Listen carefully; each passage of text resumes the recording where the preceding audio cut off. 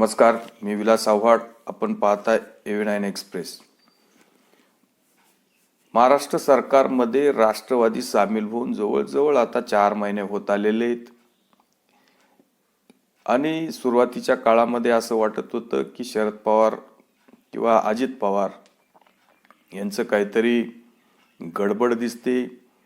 अजित पवार जे काही खुल्या मनाने बोलत नाही, शरद पवार सुद्धा अजित पवारांवर कुठं टीका करताना दिसत नाही, किंवा अजित पवारांवर जे काही आरोप किंवा अजित पवारांच्या बाबतीत जी काही लेवल आरोप करण्याची लेवल ही फार काही त्यांची समोरच्या काही लोकांची खालवलेली दिसत नाही. पण हल्लीच्या काळामध्ये बारीक बारीक नेते सुद्धा आता बऱ्यापैकी आवाज करायला लागलेत. मग त्यात जितेंद्र आव्हाड असतील, मग प्रदेशाध्यक्ष जयंतराव पाटील असतील, किंवा खासदार अमोल कोल्हे असतील, हे सुद्धा थोडं आता बोलायला लागलेत. शरद पवार साहेब सुद्धा काही गोष्टी बोलतात, पण ते इतकाही स्तर ते काही टीकेचा खाली नेत नाही. आणि अजित पवारांवर सुद्धा मोठ्या प्रमाणामध्ये काही लोकांकडून टीका होताना दिसते. मग रोहित पवार असेल किंवा सुप्रियाताई सुळे असतील. आणि जे हिवाळी अधिवेशनामध्ये अनेक गोष्टीचा उहापोह झाला, किंवा जे काही निवडणूक आयोगामध्ये सध्या पक्षाचं नाव चिन्ह या बाबतीत जो निकाल बाकी आहे तो सुद्धा आता येण्याची शक्यता वाटते. मग डिसेंबरच्या शेवटच्या आठवड्यात किंवा जानेवारीच्या पहिल्या आठवड्यात राष्ट्रवादीचं नाव आणि चिन्ह हे नेमकं कोणाला जाते, मग अजित पवारांकडे जाते की सुप्रियाताईंकडे जाते, हे सुद्धा अजून निश्चित व्हायचे. आणि सुप्रीम कोर्टाने पण या सगळ्या जो काही सुनावणी आहे ती सुद्धा विधानसभेच्या अध्यक्षांकडे केलेली आहे. त्याच्यामुळं राष्ट्रवादींच्या आमदारांची सुद्धा सुनावणी आता होणार आहे. आणि पात्रता अपात्रतेचा निर्णय जसा शिवसेनेचा पेंडिंग आहे तसा त्याचीच सुनावणी होऊन राष्ट्रवादीची सुद्धा कुठले आमदार पात्र अपात्र याचा सुद्धा निकाल अध्यक्षांनीच द्यायचा आहे. त्याला अजून सुनावणी व्हायची आहे, वेळ आहे. आणि यामध्ये आरोप प्रत्यारोप, मग कोणी किती जागा लढवायच्या, मग राष्ट्रवादी सुप्रियाताई कुठं लढणार, या सगळ्या गोष्टी, अमोल कोल्हे कुठं लढणार, याच्यावरून जे काही वातावरण तापतं. मग अजित पवारांचा इतक्या दिवसापासून जे काही सरकारमध्ये सामील झाल्यापासून त्यांनी बारामतीमध्ये आपला दौरा केला नव्हता, पण मध्यंतरी जे काही स्थानिक स्वराज्य संस्थांच्या काही ग्रामपंचायतीच्या ज्या काही निवडणुका झाल्या त्याच्यामध्ये मोठ्या प्रमाणामध्ये अजित पवारांना यश आलं. म्हणजे जवळजवळ 26 की 28 पैकी जवळजवळ 25 सरपंच बारामतीमध्ये अजित पवार गटाचे निवडून आले. आणि त्यांचा सत्कार समारंभ ठेवला होता आज बारामतीमध्ये. आणि त्या कार्यक्रमाला अजित पवार स्वतः उपस्थित होते. काही बारामती विधानसभा मतदारसंघामध्ये काही विकास कामांचं उद्घाटन सुद्धा त्यांच्या हस्ते पार पडलं. अनेक ठिकाणी त्यांनी भेटी दिल्या. याच्यामध्ये जे काही पत्रकारांनी प्रश्न विचारले की आता बारामतीची जागा कोण लढवणार आहे, कशी लढवणार आहे, ही लढत कशी होईल, भारतीय जनता पार्टीला सोडायची की राष्ट्रवादीला सोडायची, राष्ट्रवादीला असेल तर मग इथं उमेदवार कोण असेल, किंवा एक पत्रकार बोलला की अजित पवार गट. तर अजित पवारांनी सांगितलं अजित पवार गट वगैरे काही नाही, राष्ट्रवादी म्हणायचं आणि आम्हीच राष्ट्रवादी आहोत आणि आमचंच ऐकायचं. इतके दिवस तुम्ही त्यांचं ऐकलं, आता आमचं ऐकायचं. कारण बारामतीचा जो काही विकास केलाय तो मी केलाय आणि इथं दुसरं कोणाचं ऐकण्याचा आता प्रश्नच उरत नाही. अशा प्रकारचं अजित पवारांनी पत्रकारांना सांगून टाकलं. आणि हेच जे प्रश्न, उलट प्रश्न जेव्हा शरद पवारांना विचारले, तेव्हा शरद पवारांनी सांगितलं की मी बारामतीच्या मतदारसंघामध्ये जास्त काही लक्ष घालत नव्हतं, ते काम त्यांनाच दिलेलं होतं, त्यामुळं बरंचसंच काम त्यांनी केलंय. पण पक्षाध्यक्ष म्हणून जे काही असतं ते शेवटी पक्षाकडेच असतं. उद्या काय निकाल लागायचा आहे, काय नाही लागणार, पक्षचिन्ह कोणाकडे राहणार आहे, हा सगळा निवडणूक आयोगाचा प्रश्न आहे. सुनावणीमध्ये काय होणार आहे हा सगळा न्यायालयीन प्रश्न आहे. तो येत राहील, होत राहील. पण आम्ही नेत्यांवर विश्वास ठेवला, नेत्यांकडे कामं, जबाबदाऱ्या ज्या त्या नेत्यांकडे सोपवलं होतं. आणि मग ते जर आज म्हणत असतील का नाही हे मीच करतोय, मी तेच करतोय, तर असं होत नाही. राष्ट्रीय अध्यक्षांनी एखादी जबाबदारी खालच्या नेत्यावर दिली म्हणजे ती सगळी त्यानेच केली असं होत नाही. राष्ट्रीय अध्यक्षांनी जबाबदारी जर त्यांना दिली नसती तर ते असं म्हणू शकत होते की बारामतीचा विकास मीच केलाय. त्याच्यामुळं राष्ट्रीय अध्यक्ष सुद्धा यामध्ये महत्त्वाचे असतात. ही शरद पवार, अजित पवारांना एक टोला मारला.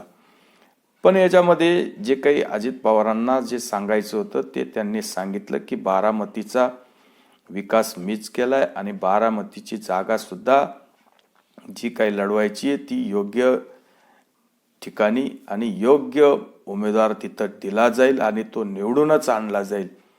तशाच प्रकारचं जे शिरूरमध्ये सुद्धा अजित पवारांनी सांगितलं की डॉक्टर अमोल कोल्हेंना मी आणि दिलीप वळसे पाटील यांनी अनेक सभा घेऊन निवडून आणलेले आणि डॉक्टर अमोल कोल्हेंना आता आम्ही पाडणारच, पाडल्याशिवाय राहणार नाही, असं इशाराच डॉक्टर अमोल कोल्हेंना अजित पवारांनी देऊन टाकलं. त्यावर अमोल कोल्हेंनी पण भाष्य केले की अजित पवार किंवा अजितदादा फार मोठे नेते, त्यांच्या बाबतीत मी काही बोलणार नाही. ते जे काय बोलले ते बोलले, मी त्यांच्यावर काही भाष्य करणार नाही. माझ्यासमोर कोण उमेदवार द्यायचा हे ते ठरवतील, पण मी त्यांच्यावर काय बोलणार नाही. ते मोठे नेते, त्यांचं कामही मोठे आणि त्यांचं कार्य मोठे, त्याच्या बाबतीत किंवा त्यांच्या बाबतीत मी काही बोलू शकत नाही. अशा प्रकारचं जे काही राष्ट्रवादीमध्ये जे काही आता शीतयुद्ध की म्हणजे जे काही दोन गट झाले त्याच्यामध्ये सुद्धा आरोप प्रत्यारोपाच्या ज्या काही आपण फायऱ्या बघतोय या आता आपल्याला उघड दिसायला लागल्या. किंवा शरद पवार साहेबांना जेव्हा पत्रकारांनी विचारलं की इंडिया आघाडीमध्ये जे काही इंडिया डॉट जी काय आघाडी देशामध्ये तुम्ही स्थापन केली, जसं NDA आघाडीमध्ये किंवा NDAमध्ये जी काही भाजप प्रणित जी काही NDA हिचा चेहरा पंतप्रधानपदी उमेदवार म्हणून नरेंद्र मोदींचा आहे, तसा तुमच्या या इंडिया आघाडीचा पंतप्रधानाचा चेहरा अजून नाही. त्यामुळं लोक म्हणतायत की पंतप्रधानाचा चेहरा जर हे अजून स्पष्ट करू शकले नाही तर कसं काय तुम्ही मोदींना हरवू शकतात. त्यामुळं शरद पवारांनी या प्रश्नाचं उत्तर देताना असं म्हटलं की जेव्हा 1975 इंदिरा गांधींनी देशावर 18 महिने जवळजवळ आणीबाणी लादली होती, त्या काळामध्ये अनेक पत्रकार, संपादक, अनेक विरोधी पक्ष नेते किंवा ॲक्टिव्हिस्ट, मग सरकारच्या विरोधात जो कोणी बोलेल त्याला अक्षरशः इंदिरा गांधींनी, पत्रकार असो नाही तर सगळं कुणी असो, त्यांना जेलची हवा 2-2 वर्ष ठोकली होती. आणि याचा जो काही उद्रेक झाला, नंतर अनेक लोक एकत्र झाले, अनेक पक्षांची मोठ बांधली, अनेक पक्षांचे अनेक विचार असतील, पण 1977 लोक एकत्र आले आणि त्यांनी एकत्र येऊन 1977 इंदिरा गांधींना सुद्धा हरवलं होतं. तेव्हा सुद्धा जे काही अनेक पक्ष एकत्र आले, पंतप्रधानांचा चेहरा काही तेव्हाच दिला नव्हता, पण लोक जेव्हा एकत्र येतात तेव्हा इतक्या मोठ्या शक्तीला सुद्धा हरवू शकतात, असं शरद पवारांना, पत्रकारांना सांगायचं होतं. की 77 मध्ये आम्ही इंदिरा गांधींना हरवलंय. त्याच्यासाठी आम्हाला पंतप्रधान पदाचा चेहऱ्याची गरज नाही. आम्ही सगळे एकत्र आलोय. आम्हाला फक्त आमचं उद्दिष्ट आहे की आम्हाला नरेंद्र मोदींना हरवायचे. पण एक गोष्ट स्पष्ट होत नाही की त्यावेळेस कोणाच्या काही जास्त अपेक्षा नव्हत्या. सर्वजण इंदिरा गांधींना हरवण्यासाठीच इंदिरा हटावचा नारा दिला होता. आणि त्यावेळेस अनेक पक्ष जरी एकत्र आले होते पण महत्वाकांक्षा फार थोड्या होत्या आणि अनेक जणांनी अनेक त्याग केले. जागा वाटपामध्ये कुठेही वाद नव्हता. कोणाला पंतप्रधान होण्याची काही अशी स्पर्धा नव्हती.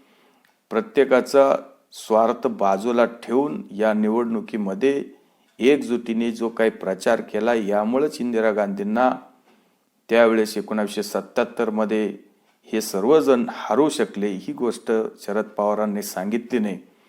आज बाकी शरद पवारांना पंतप्रधान व्हायचे, नितीश कुमारांना व्हायचे, राहुल गांधी आज 10 वर्षापासून गुडघ्याला बाशिंग बांधून बसलेले आणि केजरीवाल तर स्वतःला पंतप्रधानच समजतात. अखिलेश यादवांना व्हायचे, ममता बॅनर्जींना व्हायचे. अनेक लोकांना, उद्धव ठाकरेंना सुद्धा पंतप्रधान पदाची स्वप्न पडतात. असे अनेक लोक आहे की यांना पंतप्रधान व्हायचे आणि हे कुठलाही त्याग करायला तयार नाही. एक जागे सुद्धा इकडे तिकडे करायला नाही. आज पश्चिम बंगालमध्ये ममता बॅनर्जी काँग्रेसला 2 सीट सुद्धा द्यायला तयार नाही. उत्तर प्रदेशमध्ये अखिलेश यादव काँग्रेसला 4 सीट सुद्धा सोडायला तयार नाही. किंवा इकडे तेजस्वी यादव बिहारमध्ये काँग्रेसला 2 सीट सुद्धा सोडायला तयार नाही. आता तामिळनाडूमध्ये स्टॅलिन किती देणार आहे आणि पंजाब आणि दिल्लीमध्ये केजरीवाल यांना कुठले सीट देणार आहे. त्यामुळं यांची जी एकजूट म्हणजे 2024ची एकजूट आणि 2024 मध्ये ज्या काही लोकसभाची जी काही निवडणूक आहे याच्यासाठी जी काही यांची इंडिया आघाडी आहे, यांची एकजूट आणि 1977 साली इंदिरा गांधींना जे काही हरवलं ती एकजूट याची तुलना होऊ शकत नाही. आज सगळे जे काही लोक बरोबर आले, यांचे पक्ष हे जे सगळे परिवारवादाने बरबटलेले, यांना यांच्या घरच्या लोकांना निवडून आणायचे.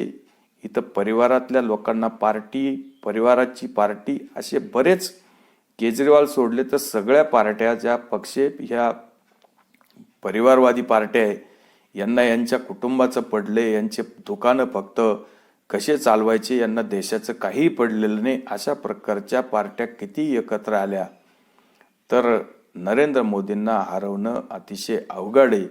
आणि त्यांना हे सगळे स्वार्थ हे सोडू शकत नाही. हे एकमेकांचे तंगडे पाय ओढल्याशिवाय राहणार नाही. सीट शेअरिंगमध्ये सुद्धा हे एकमेकांना काही सोडणार नाही. एकमेकांचा अपमान करतात. अनेक वेळा एकमेकांवर घाणेरडी टीका सुद्धा हे लोक करत असतात. आणि उद्या पंतप्रधान व्हायचे तर प्रत्येकाला पंतप्रधान व्हायचे, तेव्हा हे किती लोक 2 पावलं मागे येणारे आणि किती लोक आपला स्वार्थ सोडणारे, या सगळ्या गोष्टी पाहण्यासारख्या आहे. त्यामुळं निवळ म्हणायचं की 1977ला आम्ही क्रांती केली होती आणि 2024ला सुद्धा आम्ही बिगर चेहऱ्याची क्रांती करू, हे निवळ स्वप्न बघितल्यासारखे येणाऱ्या काळामध्ये आपण पण बघणार आहोत की 1977 मध्ये जसं इंदिरा गांधींना जे काही विरोधकांनी हरवलं, त्याच पद्धतीनं 2024 मध्ये नरेंद्र मोदींना हे इंडिया आघाड्यातले लोक हरवतील का, हाच एक मूळ प्रश्न आहे.